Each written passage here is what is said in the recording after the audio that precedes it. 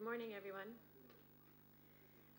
I'd like to welcome you to the presentation of the World Bank's regular economic report for the Western Balkans. You know me by now. I'm Mariam Salim, the country manager for Albania. This is the 15th edition of the regular economic report. The report assesses recent economic developments in the 6 countries in the Western Balkans and presents an economic outlook for the next 3 years.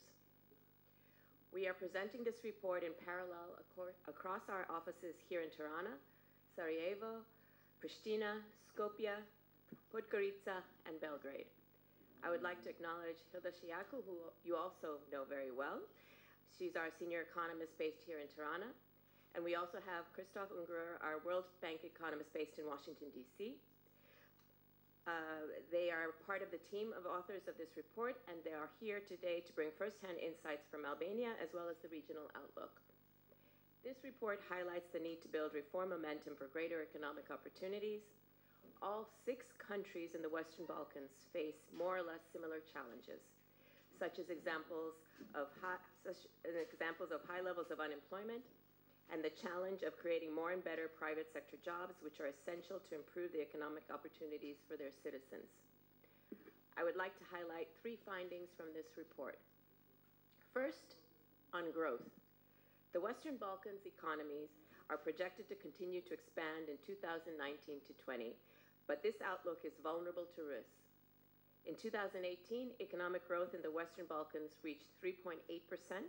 During 2019 to 20, regional growth is projected to remain stable, averaging 3.7%.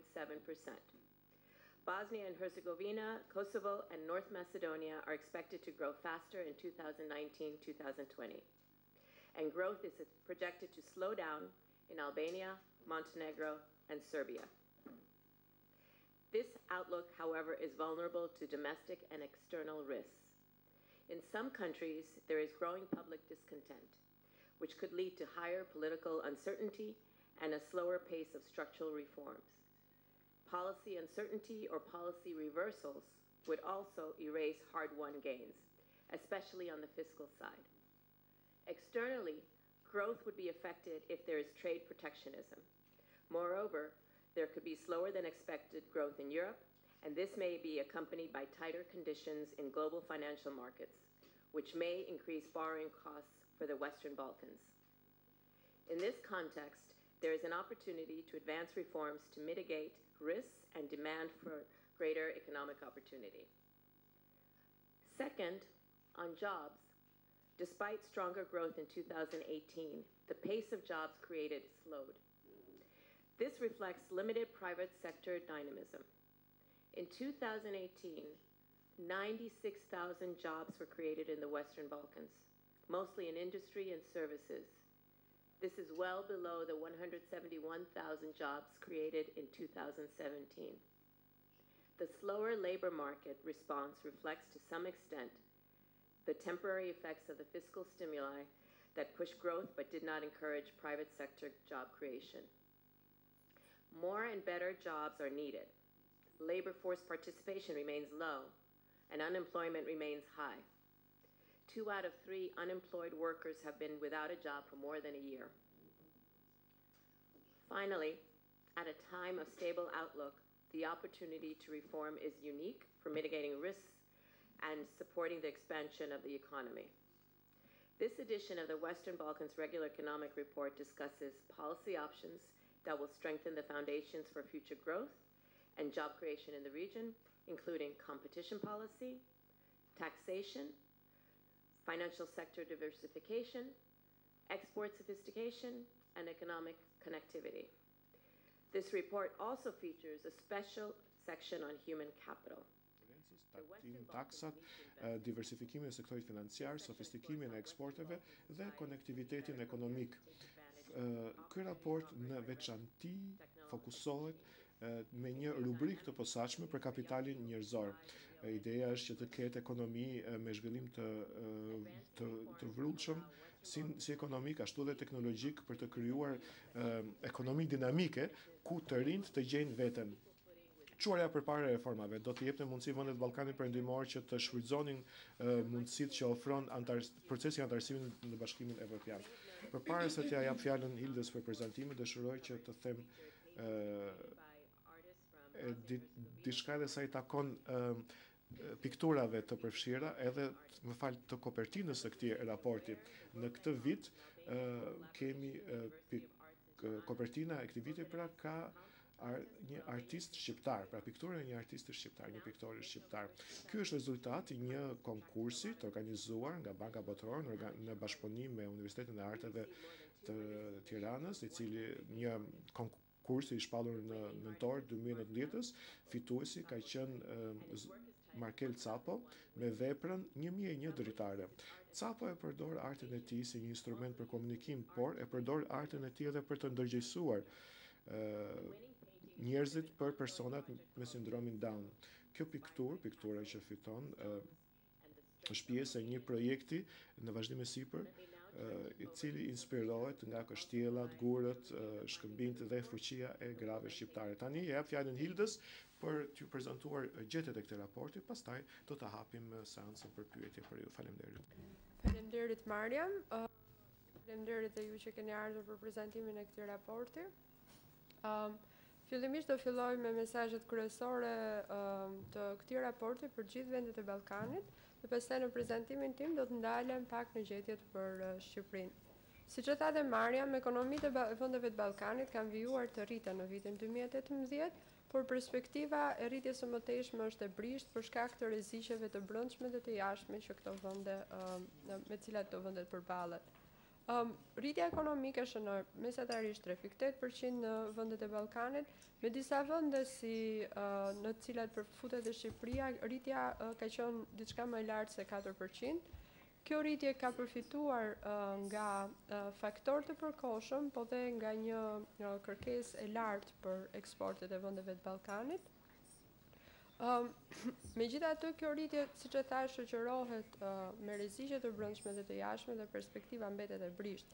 Në shumë nga vendet e Ballkanit, të cilat përballen me nevojën për konsolidim fiskal, ku borxhi është i lartë apo po rritet me shpejtësi të lartë, shpenzimet publike ende dominohen nga shpenzimet të larta për paga të sektorit publik, si dhe nga programe sociale që janë të pashënjestruara mirë. Ky raport përsërit mesazhin që shpenzimet publike duhet të orientohen më shumë drejt eficiencës për të gjeneruar një potencial rritje më të lartë në të ardhmen. Në kushte të një perspektive të paqëndrueshme për rritjen, duhet përshpejtuar vrulli i reformave. Siç e tha dhe Mariam, këto reforma duhet përqendrohen në ato faktorë të cilët të rrisin potencialin e këtyre vendeve, duke përmendur rritjen e konkurrueshmërisë, rritjen e diversifikimit të eksporteve, diversifikimin dhe aksesin në sektorin financiar, integrimin ekonomik dhe zhvillimin e kapitalit njerëzor. Një nga gjetjet e këtij raporti ose një nga analizat që ky raport përmban është edhe ajo mbi konkurrencën e brendshme të tregjeve. Është vënë re që rritja e konkurrencës së tregjeve dhe aksesi i firmave të reja gjenerojnë punësim dhe gjenerojnë shumë oportunitete për rritjen ekonomike. Vetëm duke parë disa nga sektorët tipik në të cilat kryesisht dominon prezenca e ndërmarrjeve publike, siç është energjia, uji ose transporti, përfshirë dhe telekomunikacionin, hapja e këtyre tregjeve do gjeneronte shtesa të konsiderueshme në potencialin e rritjes ekonomike. Për Shqipërinë 0,15%, duke variuar nga 0,15% për Shqipërinë në 0,23% për Maqedoninë e Veriut. Një tjetër analizë më e detajuar në këtë raport është dhe analiza e kapitalit human që kanë këto vende. Zhvillimi i kapitalit human është ngushësisht i lidhur me zhvillimin e programeve të edukimit, duke përfshirë që edukimin e hershëm, ashtu dhe edukimin universitar, shëndetësinë dhe mbrojtjen sociale, duke krahasuar vendet e Ballkanit me vende të tjera krahasuese, vihet re që mesatarisht një person në moshë pune humbet konsiderueshëm më tepër vite pune duke qenë inaktiv ose jashtë forcës së punës sesa në vendet të krahasueshme. Ky raport pikërisht thekson mesazhin që shpenzimet duhet orientohen drejt arsimit, shëndetësisë dhe mbrojtjes sociale. Në Shqipëri, përshpejtimi i rritjes ekonomike ka sjellë një përmirësim në balancat makroekonomike gjatë vitit të kaluar, megjithatë vendi mbetet i ekspozuar ndaj rreziqeve të brendshme dhe të jashtme. Rritja ekonomike vijoi të forcohet në vitin 2018, rritja ishte mbi 4%. Ky raport përmban të dhëna dhe vlerësime me të dhëna që kanë qenë të disponueshme deri në fund të shkurtit 2019, dhe vlerësimi ynë ka qenë për një rritje 4.2%, të dhënat e Instatit konfirmuan dhe tremujorin e 4 me një ngadalësim prej 3.1% dhe një rritje për gjithë vitin prej 4.1%. Kontributi nga ana e shpenzimeve, të gjithë faktorët ka pasur një kontribut pozitiv në rritjen ekonomike, por përgjithsisht rritja është nxitur nga kërkesa e brendshme, pra konsumi dhe investimet e brendshme. Rritja e fortë ekonomike është reflektuar dhe në dinamikat e tregut të punës. Punësimi ka vijuar të rritet, ndonse me ritme më të ngadalta se vitin e kaluar, dhe norma e papunësisë ka arritur 12.3% mesatarisht për vitin e kaluar. Aksesi më i suksesshëm në tregun e punës ka sjellë dhe një nxitje të njerëzve për të marrë pjesë aktive në tregun e punës, pra për të kërkuar dhe për të gjetur punë. Kjo tendenca e rritjes pjesëmarrjes në forcën e punës është një tendencë që shikohet prej disa vitesh tash në vendin tonë. Për sa i përket balancave fiskale, borxhi publik dhe detyrimet e prapambetura kanë vijuar të reduktohen gjatë vitit 2018. Vlerësimi ynë është për një shifër prej 68.6%, pra që përfshin borxhin publik dhe të garantuar si dhe detyrimet e prapambetura të akumuluara deri në fund të tremujorit të 3 të 2018-s. Ky zvogëlim i borxhit publik ka ardhur si pasojë e një kontrolli më të mirë në shpenzimet korrente, por edhe në një pjesë të madhe të tij është ndihmuar nga mbiçmimi i kursit të këmbimit. Megjithatë, rreziqet fiskale janë të pranishme dhe lidhen kryesisht me aktivitetet jashtë bilancit, ku përfshim partneritetet publike-private, si dhe detyrimet që mund të akumulojnë ndërmarrjet publike. Do të duhej që për një konsolidim të mëtejshëm fiskal, autoritetet të marrin masa për menaxhimin e këtyre riskeve që vijnë nga aktivitetet që përmenda, si dhe nga ana tjetër të mundohen të zgjerojnë bazën tatimore për të rritur dhe produktivitetin e të ardhurave. Nga pikpamja e balancave të jashtme, viti 2018 është karakterizuar nga një përmirësim i balancave të jashtme, me vijimin e ngushtimit të deficitit të llogarisë korrente, i cili është vlerësuar në 6.3% të prodhimit brendshëm bruto. Si shkak kryesor ka qenë transfertat hyrëse, por dhe eksportet e larta të energjisë dhe të shërbimeve, sidomos në 3 tremujorët e parë të vitit. Për sa i përket financimit, financimi është siguruar kryesisht nga investimet e huaja direkte. Sektori financiar ka vijuar ndonse me ritme të ngadalta të mbështesë përgjithsisht konsumin. Teprica e kredis në fund të vitit 2018 është ulur me 2% në krahasim me një vit më parë, por kjo ka ardhur kryesisht si pasojë e fshirjes së kredive probleme nga bilancet e bankave, si dhe mbi çmimit të kursit të këmbimit. Në të ardhmen, për të ulur koston e kredis për bankat, do të duhej një përshpejtim i reformës për ristrukturimin e krediveve probleme, me anë të zgjidhjes sa më shpejt të stokut të mbetur të tyre. Për sa i përket perspektivës për të ardhmen, në 3 vitet e ardhshme, ekonomia e Shqipërisë mendojmë se do rritet më ngadalë se sa në vitin 2018, për disa faktorë. E para, ritmi i rritjes potencial do jetë ai që do tërheqë rritjen ekonomike. Faktorët e përkohshëm, të cilët janë vënë re në 2018 dhe në disa nga vitet më përpara, mendojmë që nuk do të jenë pranishëm. Megjithatë, kjo rritje ekonomike shoqërohet, siç e thash, nga rreziqe të jashtme dhe të brendshme. Ndër rreziqet e jashtme mund të përmendim luftrat tregtare dhe marrëveshjet gjeopolitike, të cilat mund të dobësojnë lidhjet ekonomike midis vendeve dhe sidomos me vendet partnere. Një tjetër faktor është një rritje më e ngadaltë në rritjen ekonomike të vendeve të BE-s, sidomos të Italisë, e cila regjistroi recension së fundmi.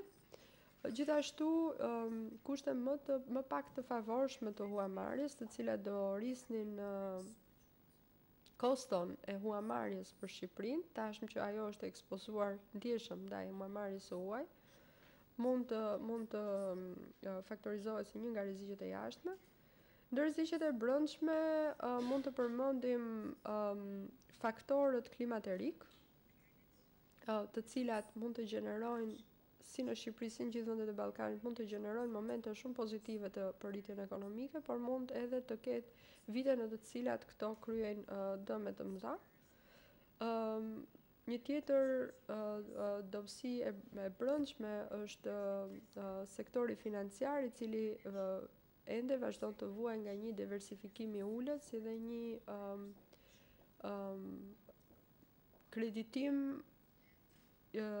kreditim i moderuar. Nga pikpamja fiskale, unë përmenda pak më parë dhe rreziqet që vijnë nga aktivitetet jashtë bilancit, të cilat nëse nuk menaxhohen në mënyrën e duhur, mund të ezaurojnë hapësirat fiskale për politikat më teshme dhe mund të cënojnë konsolidimin fiskal. Së fundmi, pasiguria politike dhe vonesa në zbatimin e reformave strukturore mund të dëmtojnë si klimën e biznesit, ashtu dhe prospektin e anëtarësimit në BE, i cili duhet vijojë të jetë një nga ankorat e vendit. Këto ishin mesazhet kryesore për Shqipërinë. Në qoftë se keni pyetje, do ju përgjigjem.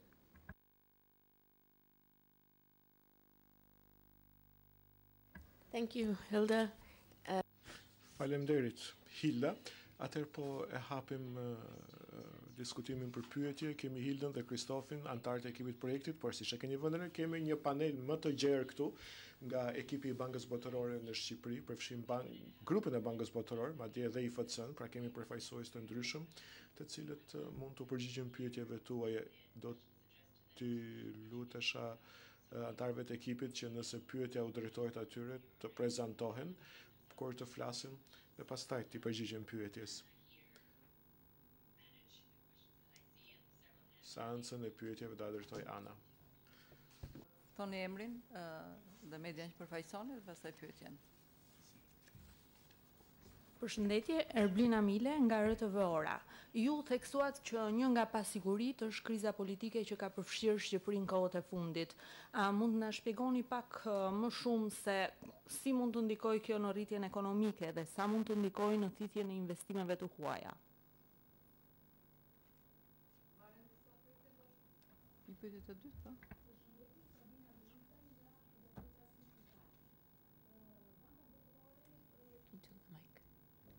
Në rregull, Sabina Veizaj nga gazeta Sipikal.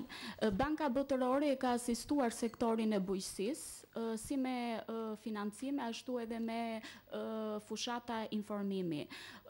Besoj që jeni në dijenit problematikave që kanë dalë së fundmi për agropërpunuesit në lidhje me kontestimin që ata i bëjnë masës së rimbursimit të TVSH-s me paketën fiskale. Do doja të dija një qasje nga Banka Botërore dhe cilat janë sugjerimet ndaj qeverisë shqiptare.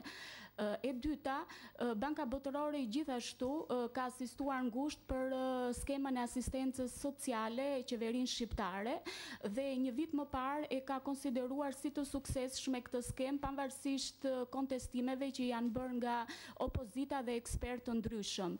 Ndërkohë, aktualisht qeveria ka një projekt ligj të ri që është në diskutim për ndryshimin e kësaj skeme.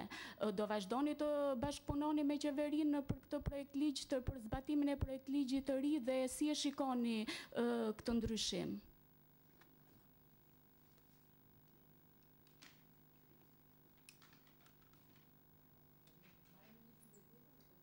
Vazhdoj me përgjigjet.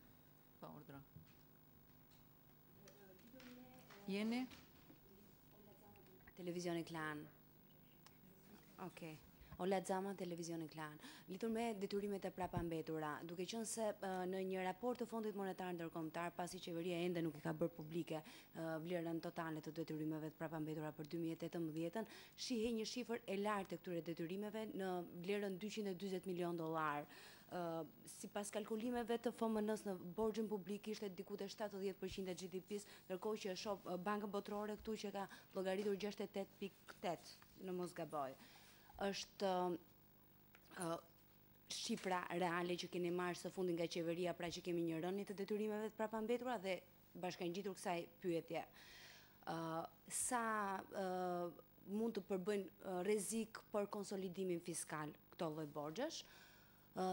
Pyetja tjetër, duke qenë se me raportin ekonomik të prezantuar disa muaj më parë, rritja ekonomike për 2019 është pak a shumë në të njëjtat nivele. Kriza energjetike, përfundimi i disa veprave të investimeve të huaja, por dhe kriza politike, a do t'jap mbase në të ardhmen një rritje më të ulët se sa ky që është sot 3.8%? Faleminderit.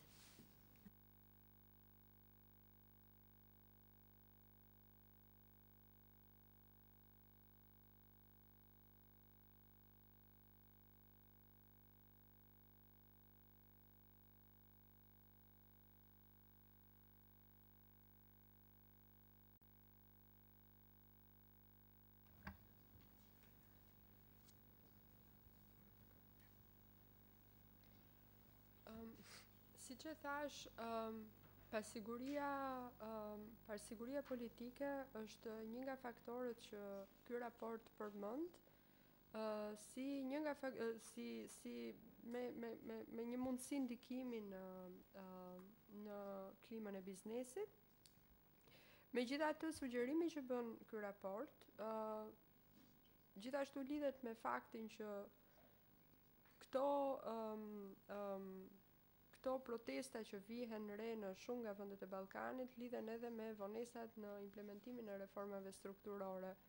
Në rastet kur ato lidhen me një pasiguri ekonomike apo me kushte të vështira ekonomike, me një pasiguri për të ardhmen, autoritetet e këtyre vendeve duhet të marrin masa që të përshpejtojnë reformat strukturore në drejtimin që unë përmenda, duke lehtësuar mundësimin në integrimin e tregut të punës nëpërmjet investimit në kapitalin human, duke përmirësuar klimën e biznesit dhe duke krijuar kushte të barabarta zhvillimi për të gjithë.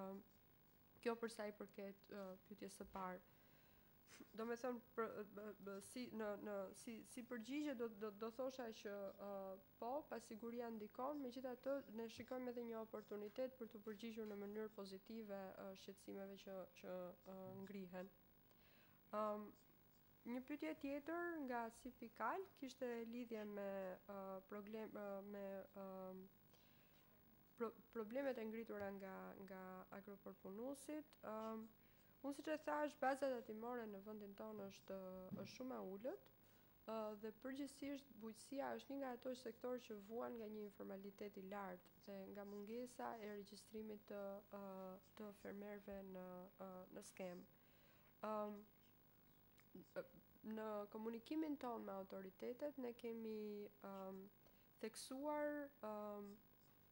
dy gjëra. Së pari rritjen e bazës datimore, pra planimin e më shumë fermerëve në skem, dhe së dyti rritjen e transparencës për politikën fiskale që aplikohet në to. Një pyetje tjetër kishte lidhje me borxhin publik dhe me detyrimet e prapambetura. Ju cituat raportin e FMN-s, vlerësimi për detyrimet e prapambetura është i njëjti. Raporti i FMN-s që ndoshta ju i referoheni përmban një vlerësim në kohë më të vjetër që nuk ka faktorizuar disa nga 3 mujorët e fundit. Detyrimet e prapambetura janë të fundit të 3 mujorit të vitit 2018. A përbëjnë detyrimet e prapambetura një rrezik për borxhin? Me sa, siç e theksova në raport, ne kutuam shifrën e borxhit plus detyrimet e prapambetura. Sepse ato janë detyrime financiare që qeveria i ka ndaj të tretëve dhe duhen zgjidhur. Dhe konsolidimin fiskal ne shikojmë të lidhur me to. Por detyrimet e prapambetura nuk janë problem vetëm për borxhin, detyrimet e prapambetura janë problem dhe për klimën e biznesit. Pasi vën në vështirësi likuiditeti bizneset të cilat pastaj detyrohen të gjejnë mënyra alternative të cilat mund të jenë të kushtueshme për to. Dhe në komunikimin tonë me qeverinë ne kemi theksuar që së pari duhet rritet transparenca për detyrimet e prapambetura, të raportohen në kohë dhe të përfshihen siç duhet në përputhje me standardet në pasqyrat fiskale. Dhe së dyti të jepet zgjidhje në mënyrë transparente akumulimit të detyrimeve të prapambetura. Ju përmendët një sër faktorësh që mund të ndikojnë në një rënje të ritmeve të rritjes në të ardhmen, janë plotësisht në linjë me ato që ne shikojmë si rreziqe të brendshme. Së pari, siç e përmenda, kushtet klimaterike më të vështira, të cilat edhe po vjen re në këtë fillim viti, mund të çojnë në një rishikim për poshtë të rritjes ekonomike nga 3.8 në poshtë. Gjithashtu dhe pasiguritë e lidhura me zhvillimet ndërkombëtare, me të cilat vendi ynë është ngushësisht i lidhur, mund të çojnë në një rishikim të dytë të ritmeve të rritjes.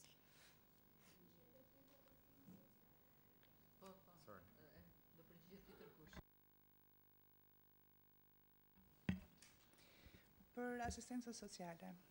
Ju përmendët që para një viti banka ka deklaruar që reforma është implementuar me sukses.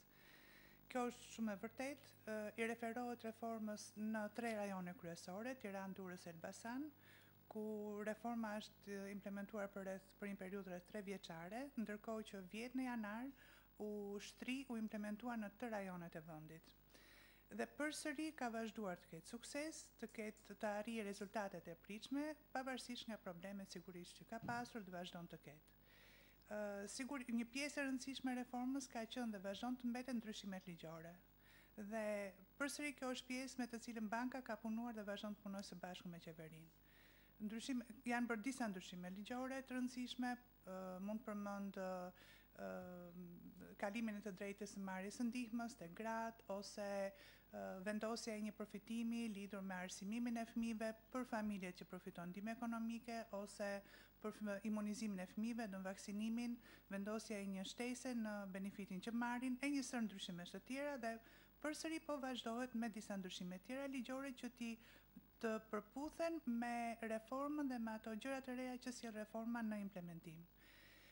Pavarësisht se projekti ynë origjinal që mbështeti ndihmën sociale është mbyllur në dhjetor të vitit kaluar, ne kemi rënë dakord me qeverinë dhe kemi dhënë një financim shtesë, si quajmë ne, që do të vazhdojë implementimin për 2 vjet e gjysmë për të vazhduar suportimin të 2 reformave, qoftë ndihmës ekonomike, të asistencës sociale, ashtu dhe të paaftësisë.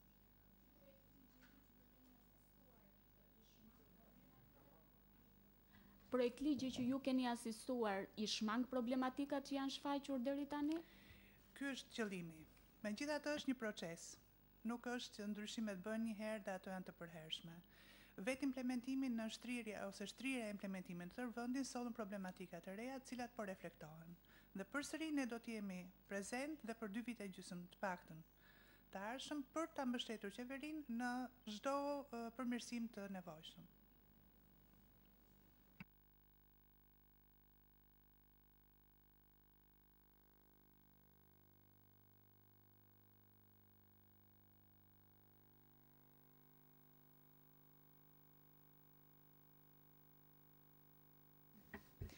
Aurora Sulqe, A2 CNN. Para pak kohësh, qeveria çoi për miratim dhe që u miratua nga parlamenti ndryshime në ligjin e partneritetit publik-privat. PPP-t kanë qenë një ndër çështjet cilat janë për cilën jo vetëm Banka Botërore, por edhe FMN ka shpërsuar, le të themi në vijshmëri, pjesën e qëndrimit të saj. Sa i keni parë të reflektuara rekomandimet që ju keni bërë në ndryshimet ligjore që qeveria i bëri kuadrit PPP-ve? E para, e dyta, mos rimbursimi i TVSH-s mbetet një ndër problemet kryesore për eksportuesit shqiptar, ndërsa ata pretendojnë se vazhdojnë mbi 1 vit e gjysmë. Vonesat vetë atimet kanë pranuar zyrtarisht që ka vonesa të cilat shkojnë në 6 muaj. Ndërkaq nga ana tjetër Ministria e Financave flet për suficit në buxhet.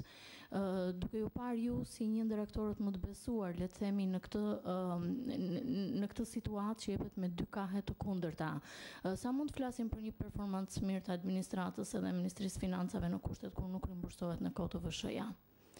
Dhe një pyetje tretë, duke qenë se kriza energjetike mbetet një ndër problemet kryesore për ekonominë shqiptare këtë vit, dhe padyshim përballimi i saj do të kërkojë edhe një implikim të buxhetit. Çfarë konkretisht do t'i rekomandonit qeverisë shqiptare dhe në vlerësimet tuaja? A ekzistojnë fondet në buxhet për të përballuar importin e energjisë elektrike që nga sa duket nga situata do të kërkojë fonde të konsiderueshme? Faleminderit.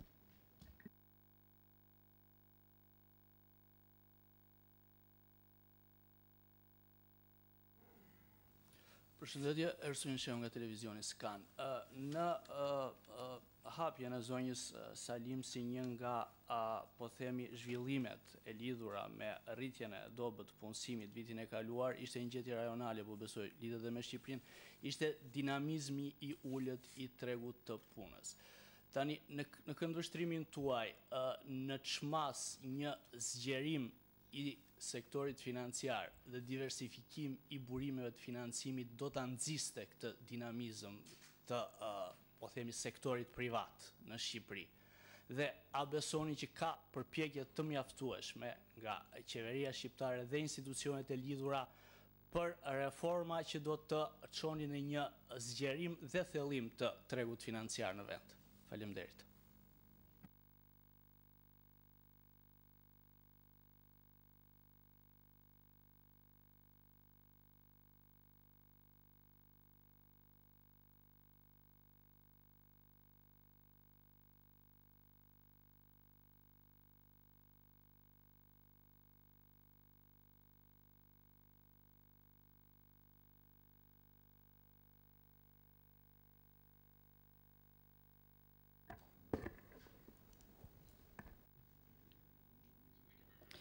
Faleminderit. Për sa i përket ligjit për partneritetin publik-privat, e shikojmë si një hap në drejtimin e duhur mendojmë që këto propozimet janë të tilla dhe po punojmë bashkë ngushtë me qeverinë shqiptare për gjitha ndryshimet ligjore, për të parë shpirtin ose frymën që është në këtë ligj. Po bashkëpunojmë me qeverinë shqiptare për fuqizimin e partneriteteve ekzistuese publik-privat dhe Shqipëria sigurisht po përfton më shumë përvojë në përdorimin e këtij instrumenti, siç e kemi përmendur edhe në parashikimet tona. Shqipëria është shumë e rëndësishme për Shqipërinë që të shikojë këto riske që lidhen me partneritetin publik-privat dhe Shqipëria ta përdor këtë si një procedurë për të mësuar si përvojë çfarë funksionon dhe çfarë nuk funksionon, që në të ardhmen t'i bëjmë më mirë këto. Për sa i përket rimbursimit të TVSH-s, është një temë shumë e rëndësishme. Këto janë shumë të rëndësishme si tema dhe mendoj që duhet të trajtohet jo vetëm sepse ndikon tek bizneset, të cilët për likuiditet duhet që të kenë këto rimbursime të TVSH-s, por gjithashtu në të njëjtën kohë ato duhet ta ndjejnë veten të besueshme në kuadrin e sistemit të rimbursimit të TVSH-s. Është shumë e rëndësishme që kjo të trajtohet në mënyrën e duhur.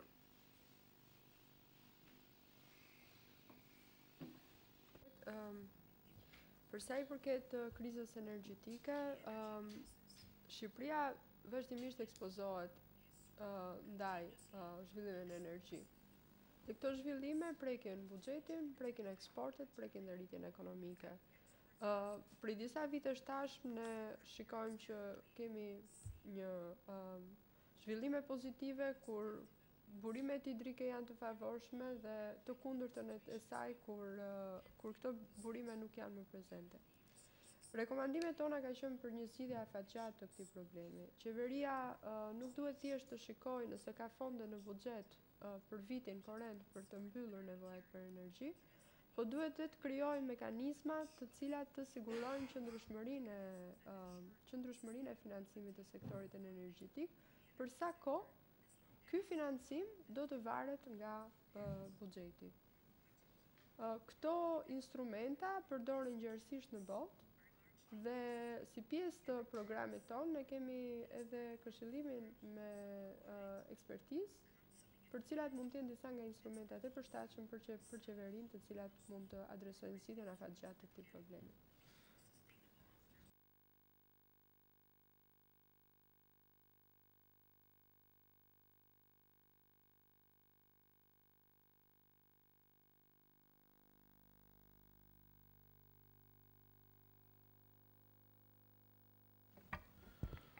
Përshëndetje, emri im është Kelergjika, mbuloj projektet ose programet e sektorit financiar në Shqipëri.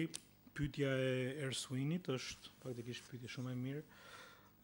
Dinamizmi i sektorit punësimit, por në fakt dhe dinamizmi i ekonomisë ka një dimension të rëndësishëm që është financimi. Sa më tepër financim, më tepër investime, më tepër punësim, më tepër zhvillim dhe rritje ekonomike.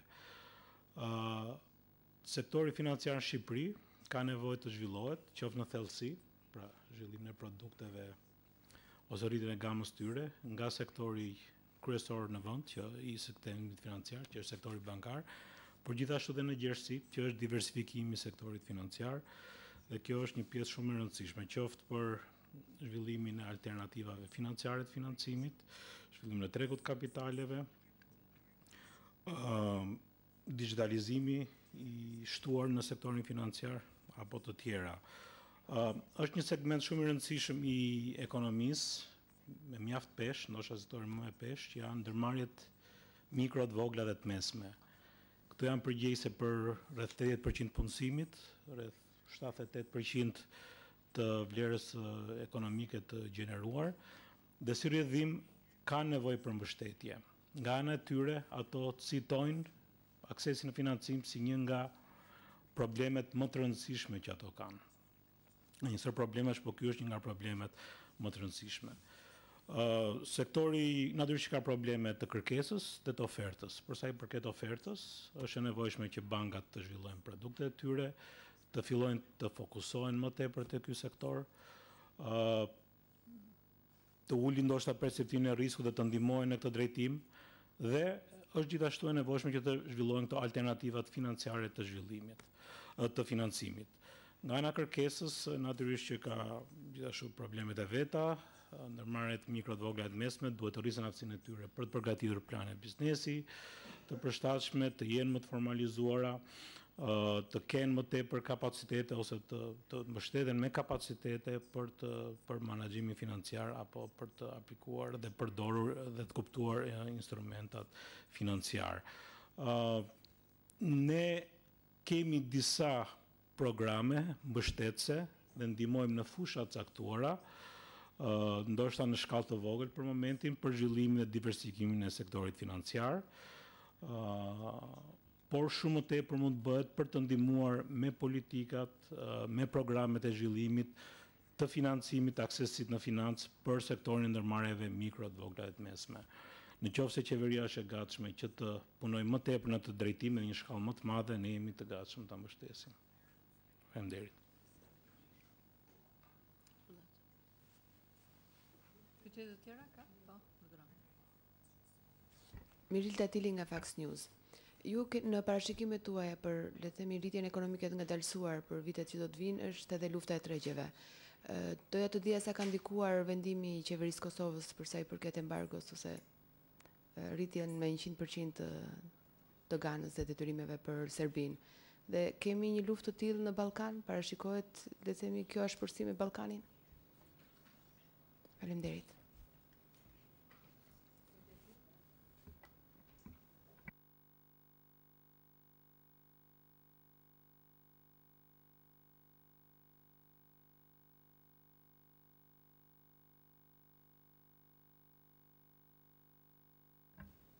Për sa i përket luftrave në Ballkan, ne në parashikimet tona nuk kemi faktorizuar, të paktën për Shqipërinë, ndonjë ndikim të tillë. Kryesisht e shikojmë më tepër të lidhur me vendet kryesore partnerë tregtare. Ndërkohë që në ekonominë e Kosovës kjo patjetër që ka ndikuar. Një ndikim që kjo e ka dhënë dhe në inflacionin e brendshëm. Kosova ishte vendi i cili regjistroi inflacionin më të lartë në të gjithë vendet e Ballkanit dhe kjo erdhi pikërisht mbas vendosjes taksës 100% të importeve. Natyrisht këto vendime nuk gjenerojnë impakte pozitive në ekonomi.